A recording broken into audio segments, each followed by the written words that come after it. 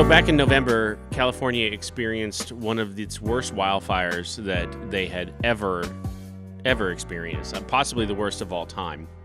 And it affected the lives of many, many people.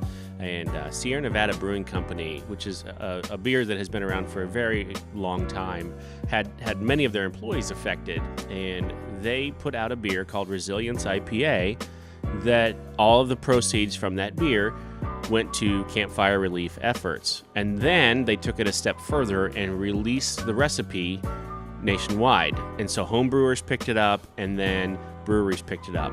1,600 different breweries picked up that recipe and brewed that beer, and all proceeds from that beer will go to the Campfire Relief Fund. And one of our local breweries, Kros Brewing, picked it up, and we were there to try it on the night that they tapped it. My guess is you're close to a brewery that tried this.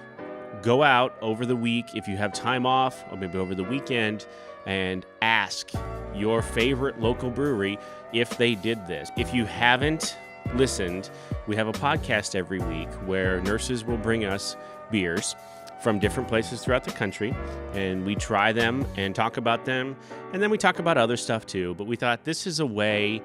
Let's do a special one just for this Resilience IPA. Let's do a special one to help raise awareness for this. So the podcast that we recorded on the release date for Resilience, for their take on the Resilience IPA, will be released on Christmas Eve. So, and as you can see from some of the footage here, we had both Bobby Kros and Scott Strain, the owners of Kros Brewing, with us talking about the kind of their background in the brewing industry, and then why they chose to brew this beer.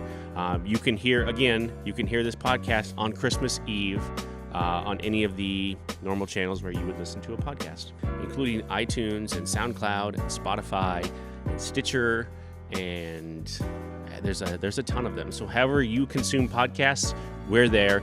Give us a listen. We have a lot of fun every week.